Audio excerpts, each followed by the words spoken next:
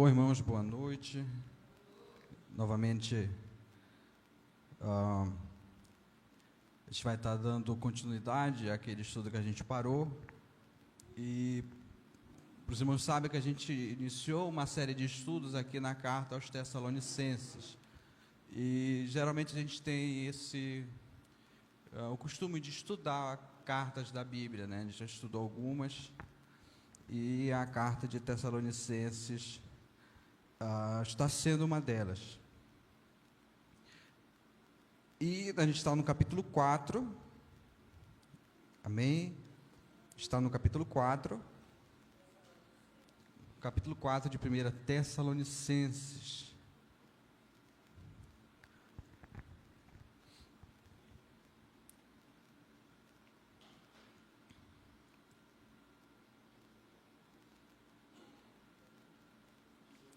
Amém?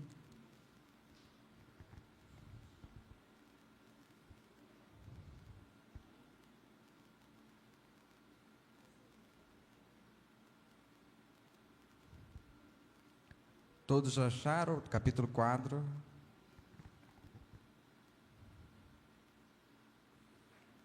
Amém? Capítulo 4. A gente vai dar...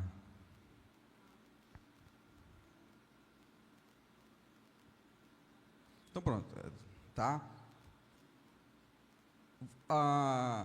O nosso estudo, irmãos, hoje vai ser do capítulo 4, dos versículos 1 a 6, a parte A. O parágrafo aqui dessa parte, ele iria até o versículo 8, mas se eu fosse estender até o capítulo 8, fosse trabalhar com vocês, porque eu quero trabalhar esses versículos com vocês, eles iriam mais, a gente ia se estender muito o nosso tempo. Então, para a gente não se entalar com alimento aqui, a gente vai dar porções adequadas, né, para a gente poder degustar, saborear. Amém? O tema, irmãos, de hoje é fujam da imoralidade sexual. Amém? Fujam da imoralidade sexual. A gente pensa que esse é um tema que é somente para jovens, mas todos nós estamos sujeitos a esse tipo de coisa, esse tipo de pecado. E a gente vai ver aqui o que a Bíblia fala a respeito desse ensino. Então, convido os irmãos, capítulo 4, versículos 1 a 6. Amém? Os irmãos podem acompanhar a leitura da palavra comigo. Diz assim, a palavra de Deus diz assim: quanto ao mais, irmãos, nós vos pedimos e aconselhamos no Senhor Jesus que, assim como aprendestes de nós como deveis vos comportar e agradar a Deus, e assim estás fazendo, nisso vos aperfeiçoeis cada vez mais. Pois sabeis o que vos ordenamos pelo Senhor Jesus. E o verso 3. A vontade de Deus para vós é esta, a vossa santificação. Por isso, afastai-vos da imoralidade sexual. Cada um de vós saiba manter o próprio corpo em santidade e honra, não na paixão dos desejos, semelhança dos gentios, que não conhecem a Deus. E o verso 6, até a parte A, diz assim: nesse assunto, ninguém iluda ou engane seu irmão. Amém? Tem aquela palavra de Deus. Vamos orar novamente. Querido Deus, queremos nesse momento pedir a Tua graça para estudarmos a Tua palavra, para aprendermos de Ti, e eu peço clareza, Senhor, para ensinar os meus irmãos, e que eles possam aprender, Senhor, e que a gente possa viver de acordo com a Tua vontade para nossas vidas, em nome de Jesus. Amém? Bom, irmãos, aqui nessa parte da carta, a gente está naquilo que a gente vê quando a gente fala nas cartas de Paulo, naquela parte prática da carta. certo? Então, naquela parte prática da carta. A igreja de Tessalônica foi alcançada pela graça de Deus num tempo muito curto, né? Para quem conhece, o contexto da igreja se encontra em Atos 17, versículos 1 a 9, que conta o contexto da fundação da igreja. A igreja foi fundada num tempo muito rápido, e aquela igreja precisava de orientações, precisava de mais ensinos. Embora Paulo tivesse ensinado, mas Paulo teve pouco tempo para ensinar aquela igreja. Mas para a gente entender aqui o que a gente está estudando, o que a gente vai estudar, eu vou relembrar aqui brevemente com vocês aqui o contexto da carta. Amém? O contexto da fundação da igreja de Tessalônica. Amém? E para quem lembra, a gente já estudou isso na introdução da carta, vira e mexe eu venho relembrando com vocês. Paulo, ele chega vindo da cidade de Filipe, né, para onde ele escreve a carta à igreja de Filipenses. Ele vem da cidade de Filipe, está em Atos 16, e de lá ele passa por algumas cidades e chega à cidade de Tessalônica. Lá ele chega, prega numa sinagoga, nos sábados, por volta assim, de aproximadamente um ou 2 meses, mais ou menos. Bem, lá ele chega, ele planta uma igreja, algumas pessoas se juntam à comunidade da fé, e elas são batizadas, são ensinadas, mas só que Paulo e seus companheiros, eles têm que fugir da cidade de Tessalônica para outro local, exatamente porque eles estavam sendo perseguidos. Bem, havia uma perseguição, e passado algum tempo, depois que Paulo sai da cidade de Tessalônica, ele tenta voltar, mas só que ele é barrado por Satanás. Isso aqui a gente já estudou sobre isso aqui na carta 2 da carta. Ele tenta voltar. Mais uma vez que ele não consegue voltar, o que é que ele faz? Ele envia Timóteo para ir no lugar dele como representante. Ele envia Timóteo ele vai até a igreja de Tessalônica, e Timóteo regressa, Timóteo volta novamente onde Paulo estava, que era na cidade de Corinto, onde ele escreveu essa carta, e ele traz boas notícias para Paulo. Aquela jovem igreja que Paulo estava muito preocupado com ela, a gente viu isso também no capítulo 3, Paulo estava muito preocupado com ela. Timóteo volta trazendo boas notícias. Aqueles irmãos que estiveram pouco tempo com Paulo, estavam firmes na fé, apesar da perseguição que eles estavam sofrendo, eles estavam firmes na fé, e que eles estavam firmes no amor, e que eles amavam Paulo e sentiam saudades de Paulo. E isso, irmãos, para quem lembra, isso alegrou o coração de Paulo. Tudo isso que eu estou falando, irmãos, está no capítulo 3, tá, da carta. Amém? Tudo está no capítulo 3, em casa, os irmãos quiserem ler em casa. Então Paulo, ele fica feliz, ele fica contente com isso. Mas só, irmãos, que havia alguns assuntos que precisavam de esclarecimento, ou como diz o verso 10, havia alguns pontos que Paulo queria suprir, faltava da fé deles. Amém? Queria suprir. E um desses pontos que faltava eles aprenderem um pouco mais, era justamente na questão sobre a sexualidade. Amém? Vocês vão conseguir entender essa parte? Amém? Conseguiram entender? Então, irmãos, tendo isso em mente, eu vou destacar aqui alguns pontos que o texto nos mostra, que é o seguinte: o primeiro deles, irmãos, é que enquanto Paulo esteve com eles na sua primeira viagem, Paulo os ensinou. Amém? Paulo os ensinou. O verso 1 diz assim: quanto ao mais, irmãos, veja o verso 1 aqui.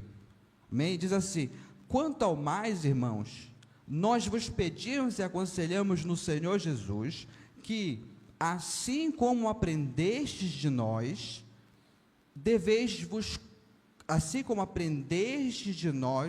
como deveis vos comportar e agradar a Deus, e assim estás fazendo, nisso vos aperfeiçoeis cada vez mais.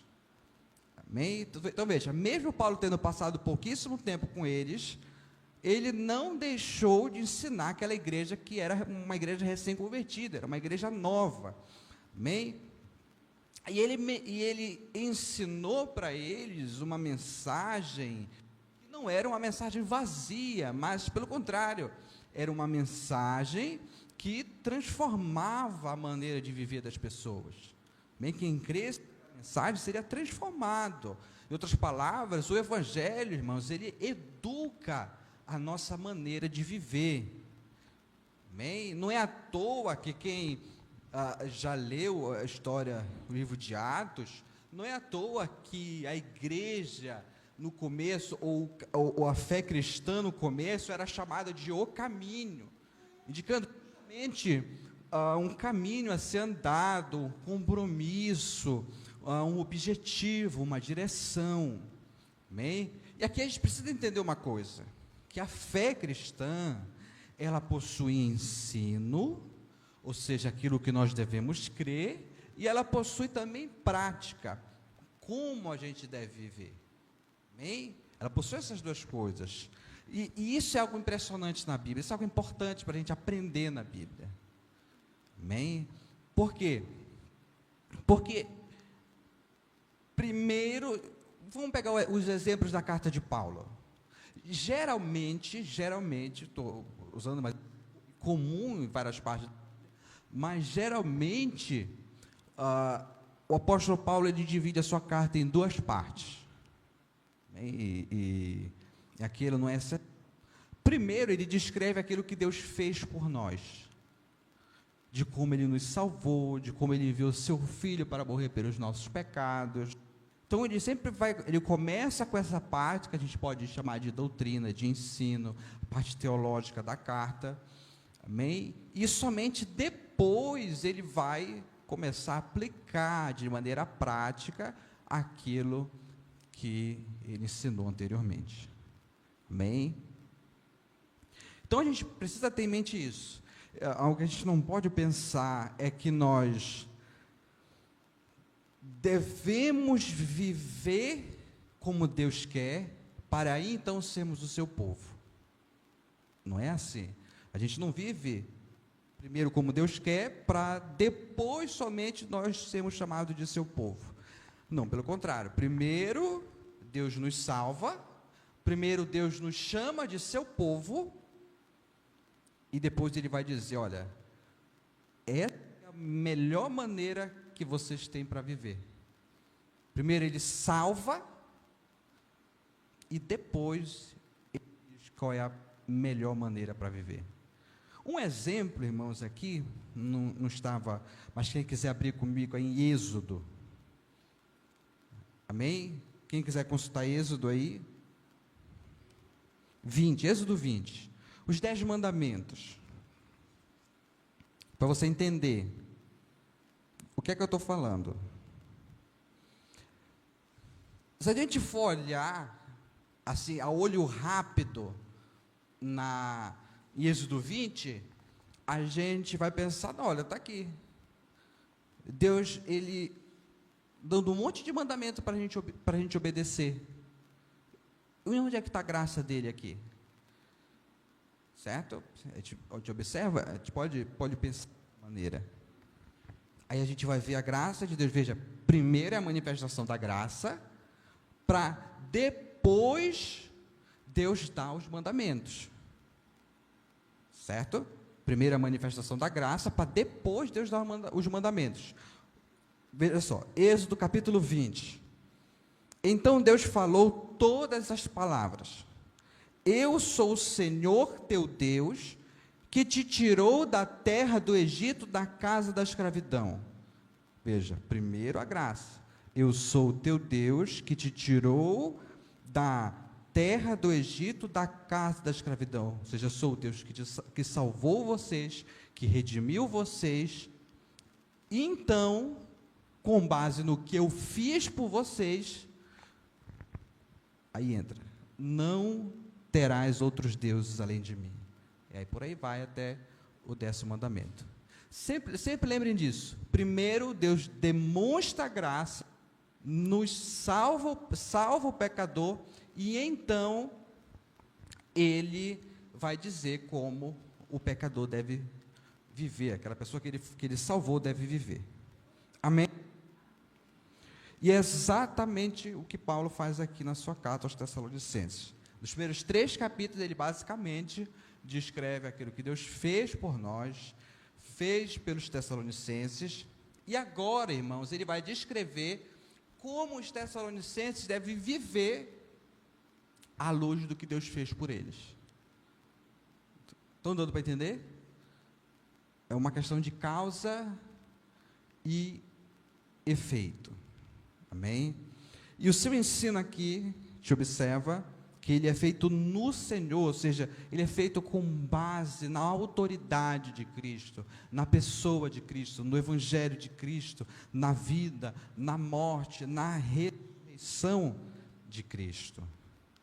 Então, Paulo aqui ele ensinou enquanto esteve com eles, e continua a ensinar como a igreja de Tessalônica, como os crentes de Tessalônica deveriam viver em meio a uma sociedade corrompida na qual eles estão vivendo. Amém? E há um ponto interessante aqui, irmãos, que veja, Paulo, aqui ele não está censurando a igreja. Ele não está censurando a igreja. Aquela igreja, irmãos, já estava guardando os mandamentos.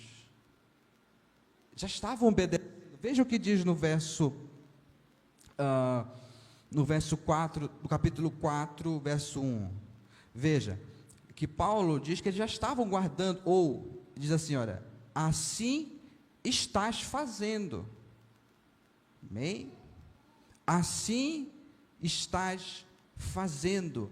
Já havia um avanço em suas vidas, já havia um crescimento, já havia obediência, mas, verso 1 ainda, nisso vos aperfeiçoeis cada vez mais. Nisso vos aperfeiçoeis cada vez mais. Ou seja, a gente deve continuar crescendo na maneira de se comportar e agradar a Deus. Aqui fica uma lição para a gente nunca deve estar satisfeito com a nossa vida espiritual presente. Mesmo que nós andemos numa vida de temor a Deus, mesmo que nós andemos numa vida de obediência, mas nós sempre devemos desejar crescer cada vez mais, mais nos caminhos do Senhor, mais em santidade, mais nas virtudes cristãs, conforme Paulo ordena a igreja de Tessalônica aqui. Veja, eles já estavam obedecendo, eles já estavam guardando os mandamentos, mas o que é que Paulo fala? Se aperfeiçoem, cresçam cada vez mais. Agora olha só que interessante, isso aqui eles já sabiam dessas coisas. Amém? Eles já sabiam dessas coisas. Olha, assim como aprender de nós, eles já sabiam dessas coisas, mas Paulo repete mais uma vez o seu ensino. Por quê?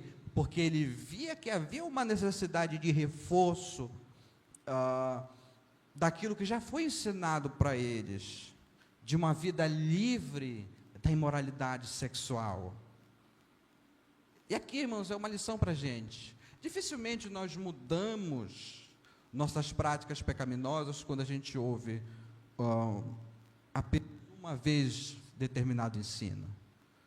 Então é por isso que há necessidade de nós repetirmos constantemente aquilo que a palavra de Deus nos ensina. Provavelmente você saiba aquilo que a gente vai falar hoje,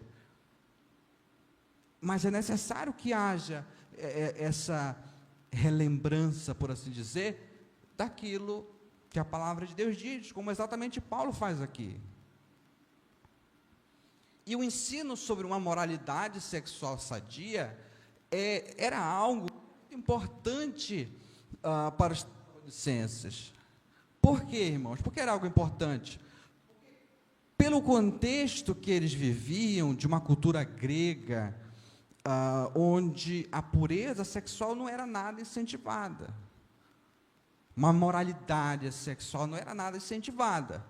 Alguns dos exemplos que a gente pode dizer de algumas coisas que eram toleradas, a gente pode dizer que a prostituição, adultério, pedofilia, homossexualidade, outras práticas que eram comuns para ele.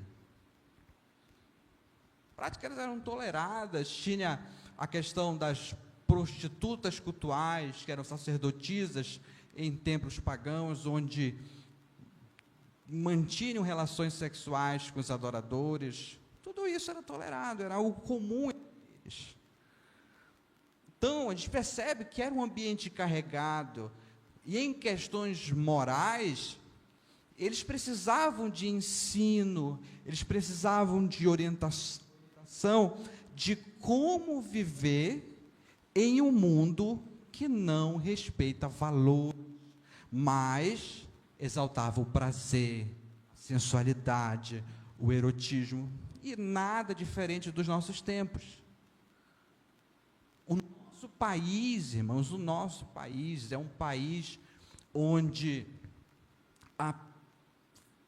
prioriza mais essas coisas. A sensualidade, o erotismo, como algo comum. E é justamente com base nisso, mas que Paulo vai falar, que ele vai destacar algumas verdades que Paulo vai falar. A primeira delas, ele fala sobre um crescimento constante em santidade. Amém? Ele fala do crescimento constante em santidade, ou a necessidade de crescimento constante em santidade. Olha só. Leia comigo o verso 2. Verso 2 a 3. Pois sabeis o que vos ordenamos pelo Senhor Jesus, a vontade de Deus para vós é esta, a vossa santificação. Amém? Veja, Paulo fala que a igreja deve avançar mais, crescer mais ainda na maneira de se comportar e agradar a Deus, e para incentivar isso, para dizer que aquilo que ele está falando é algo sério, ele ordena em nome de Jesus. Ele vai ordenar aquilo em nome de nosso Senhor Jesus Cristo. Veja, verso 2: pois sabeis o que vos ordenamos pelo Senhor Jesus. Essa palavrinha aqui, irmãos, ordenamos, no original da língua grega, que foi a língua que foi escrita no Novo Testamento, ela traz a ideia de uma ordem, um termo militar, traz a ideia da ordem de um superior, dando uma ordem ao seu subordinado, e esse subordinado deve pegar essa ordem e transmitir para outros. Deu para entender? A ordem de um superior ao seu subordinado, esse subordinado vai pegar essa ordem e vai transmitir para outros. É o que aconteceu aqui. Paulo recebe a ordem do Senhor e agora ele está transmitindo para sua igreja. Amém? Está transmitindo para a sua igreja. E aqui, irmão, veja, tudo que eu vou falar aqui para vocês não é um pedido, certo?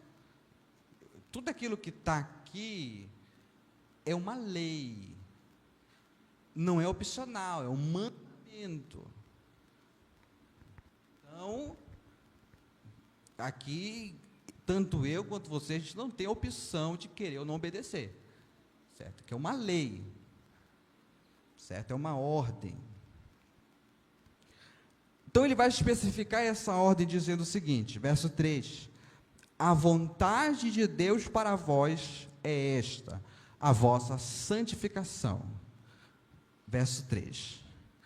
Certo? Então, termos como comportar, como agradar, que a gente viu no verso 1, ordem, verso 2 e vontade, verso 3, são termos que estão intimamente relacionados.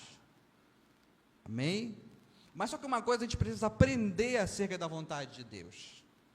Em certo sentido, irmãos, para fins didáticos, para fins de ensino, a gente sabe que em Deus não há visão, mas para fins didáticos, para fins de ensino, para uma melhor compreensão da verdade, a gente pode dizer, certo? E aqui eu coloco entre aspas, que a vontade de Deus pode ser dividida em duas partes.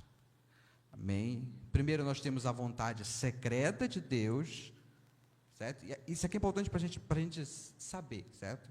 Saber aqui. Nós temos a vontade secreta de Deus. Essa vontade a gente não conhece. Amém? Por quê? O próprio nome diz, não nos foi revelada.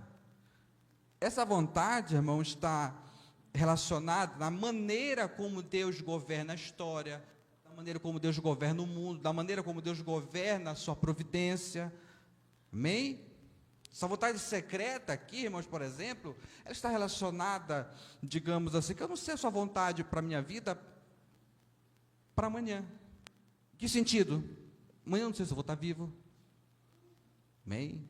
Alguém sabe aqui se amanhã vai estar vivo? Ninguém sabe. Mas Deus sabe. Certo? Deus sabe. Então é por isso que a gente vive numa vida de dependência dele. Amém? E o segundo ponto aqui é sobre a vontade revelada de Deus. Essa vontade, como o próprio nome diz, Deus já revelou.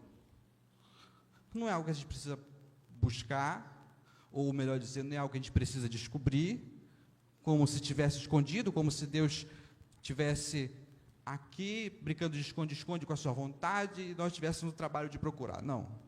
Deus já revelou a sua vontade, revelou os seus mandamentos e registrou na Bíblia. Estou na Bíblia. Eu não preciso perguntar qual é a vontade de Deus para a minha vida. Ela já é conhecida. Falando no sentido dessa vontade. Certo? Que é exatamente o caso aqui. Tem um texto no Antigo Testamento que vai especificar muito bem isso. Deuteronômio 29:29.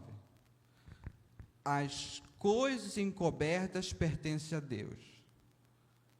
Certo? Vamos memorizar essa passagem. Certo? Anotar, botar na porta, do lado do guarda-roupa lá. As coisas encobertas pertencem a Deus, mas as reveladas pertencem a nós, aos nossos filhos, para que nós guardemos todas as palavras desse mandamento, guardemos todos esses mandamentos, certo? Então a gente tem duas vontades, de certa forma, vontade oculta, vontade secreta e a vontade revelada. Amém? Está dando para entender?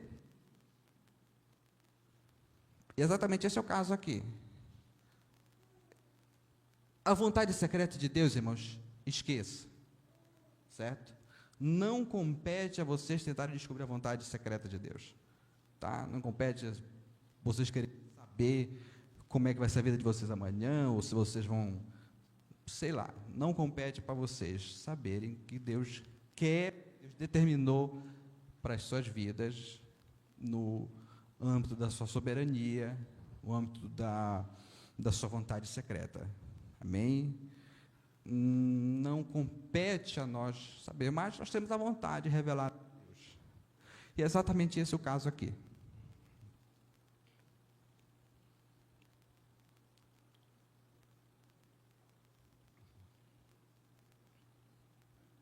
Bem, esse é o caso aqui. Então, por exemplo, um casal de namorados não pode perguntar se deve ou não ir para a cama juntos. A Bíblia já fala que não. Amém? Um homem casado, uma mulher casada não pode perguntar se deve ou não ir para a cama com alguém que não seja seu marido ou sua esposa. Deus já revelou a sua vontade sobre esse assunto ao dizer: não adulterarás. Não tem conversa.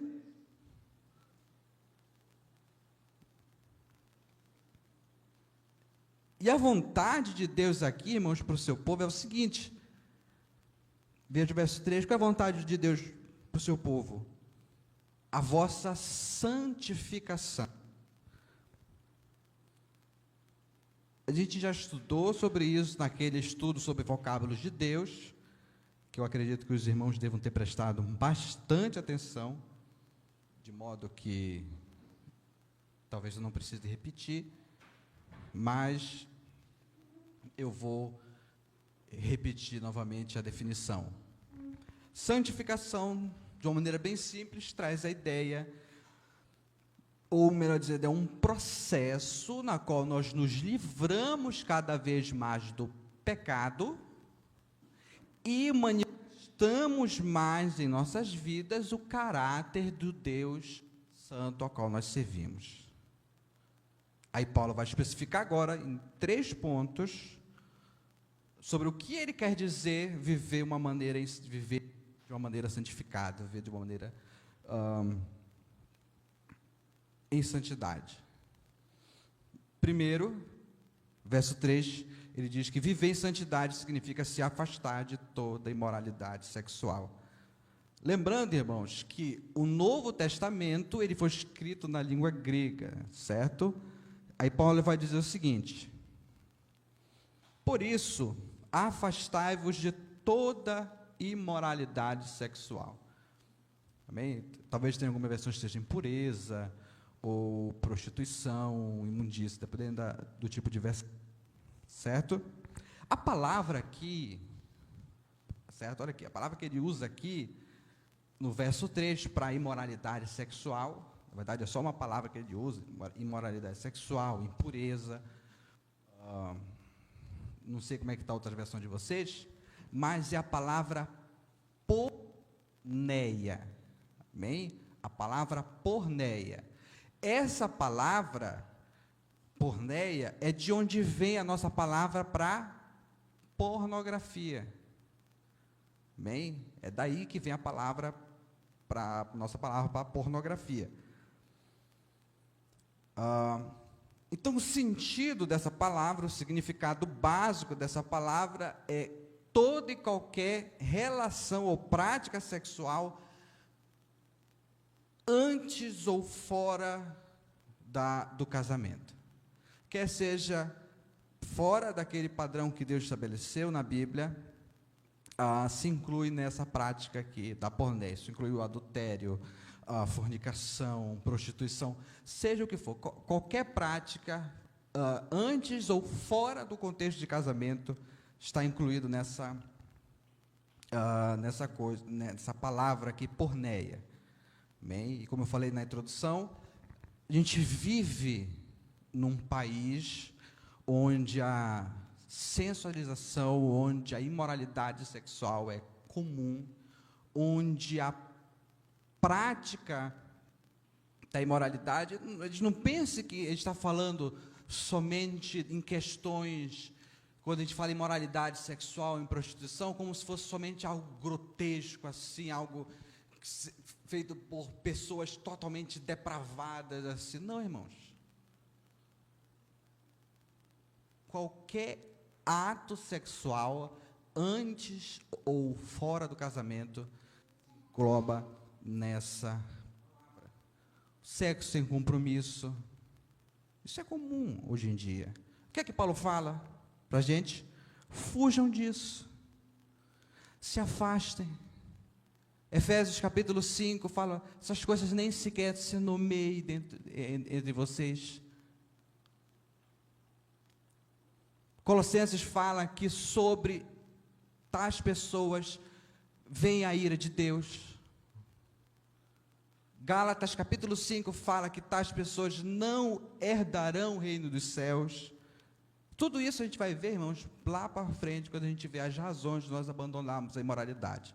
Mas só para a gente ter uma ideia aqui.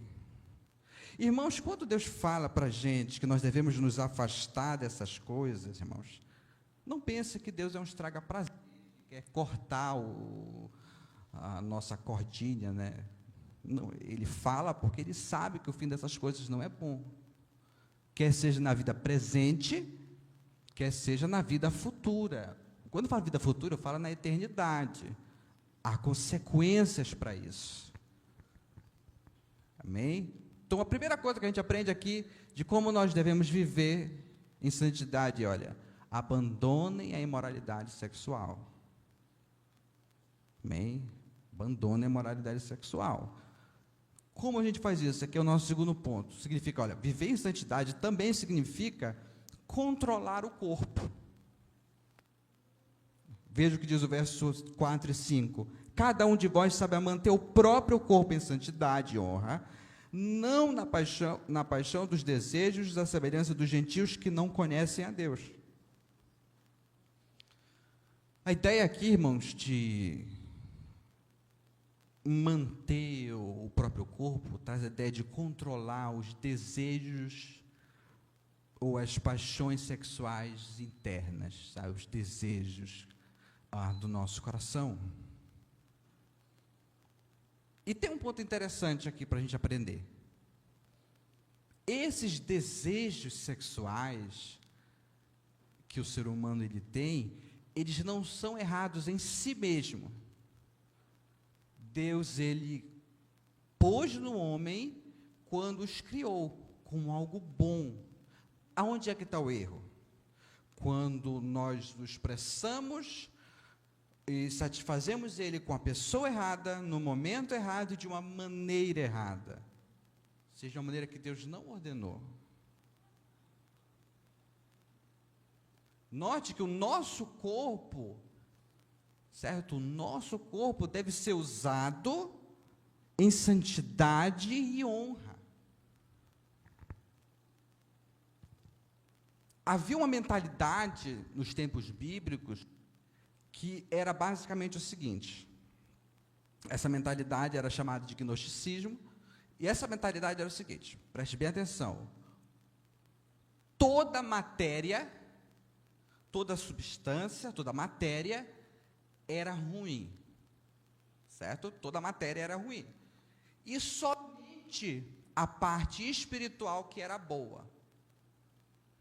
Então, eu deveria cuidar da minha parte espiritual, que é a parte boa, e o meu corpo, que é matéria, eu deveria, de certo modo, destruí-lo, ou, em outras palavras, eu poderia entregar os prazeres, porque a parte física não importa, o que importa é a parte espiritual. Mas só que, irmãos, a gente deve aprender isso aqui, que Cristo nos redimiu de corpo e alma. A gente fala assim, não, Deus está preocupado com o seu coração. Aí eu sempre falo, Deus não é cardiologista para estar preocupado só com o coração. Cristo comprou o nosso corpo todo. O ser humano é constituído de alma e corpo. Amém? Então, a gente deve usar o nosso... Veja, Deus, ele deu um corpo para a gente. Ou a gente é só alma? A gente não é corpo também? Cristo, Deus deu um corpo para a gente. E esse corpo deve ser usado em santidade e honra. A gente deve usar, a gente estava, inclusive no discipulado, a gente falou sobre uma vida que glorifica a Deus para a glória de Deus. A Bíblia fala que nós devemos glorificar Deus com o nosso corpo. Como eu posso fazer isso? Simples. Quem é casado, não indo para a cama com uma mulher ou um marido que não seja o seu, e quem é solteiro, não indo para a cama com ninguém.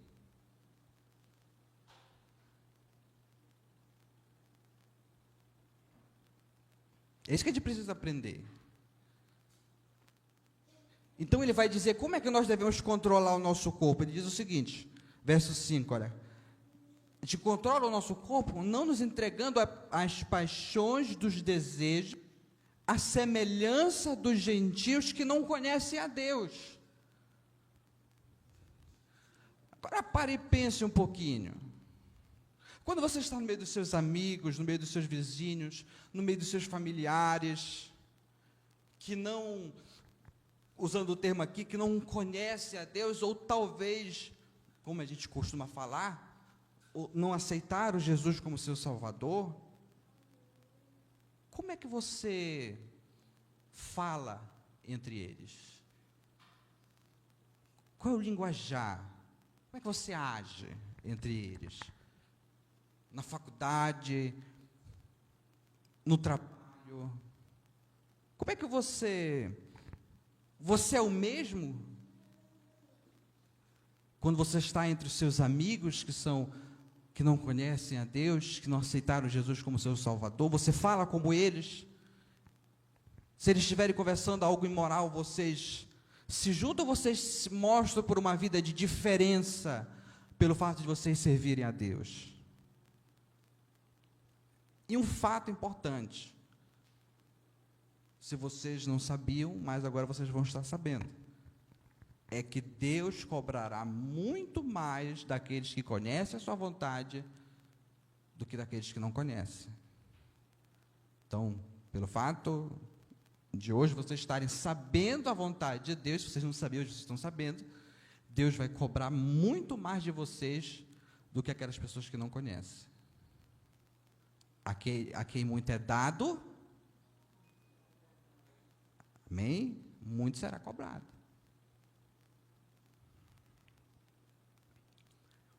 Em terceiro e último ponto aqui, viver em santidade significa não enganar o seu irmão. Verso 6. Nesse assunto, que assunto? Na questão da imoralidade. Ninguém iluda ou engane seu irmão. Essa ideia de enganar, iludir aqui, irmãos, é algo interessante aqui. Significa conseguir qualquer tipo de satisfação sexual com alguém de uma maneira ilícita, ou seja, de uma maneira que está fora dos padrões que Deus deu sua palavra, sem poder suprir de uma maneira essa relação. O que isso quer dizer?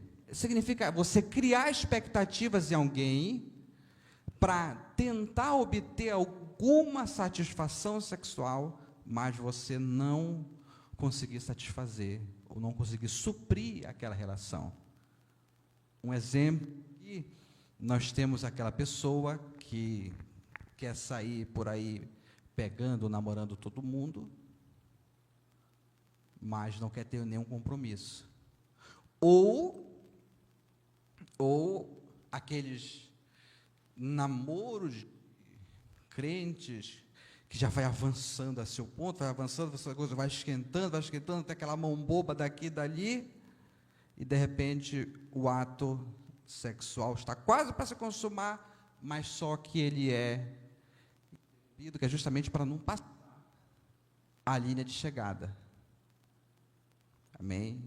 Essa é a ideia que está contida aqui no verso 6, quando ele fala: ninguém iluda o seu irmão. Amém? E isso aqui, irmãos, é muito comum entre os jovens evangélicos.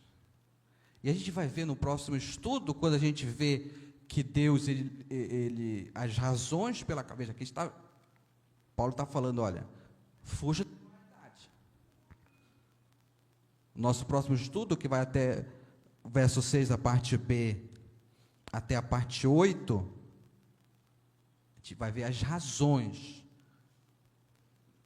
Paulo, ele não somente ordena que nós devamos fugir da imoralidade, mas ele diz o porquê. Certo? Só para vocês terem uma ideia, bora ver de cabeça, as razões que Paulo ele vai dar é o seguinte. A primeira razão é que Deus punirá os desobedientes. Está ao final 6.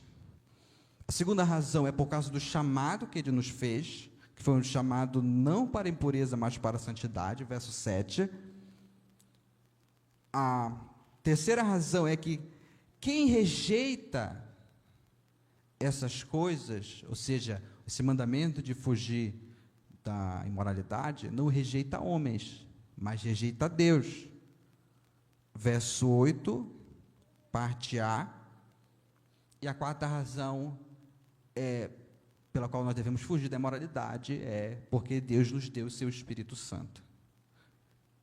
Amém? Final, verso 8, parte final. Então, basicamente, esses quatro que a gente vai ver, se assim Deus permitir, no nosso próximo encontro. Amém? Então, irmãos, eu resolvi trabalhar até aqui com vocês, justamente para a gente entender muito. E hoje a gente viu que o mandamento de Deus para a nossa vida é para nós fugirmos da imoralidade, certo? E aqui eu gostaria de finalizar aqui com vocês, trazendo duas lições.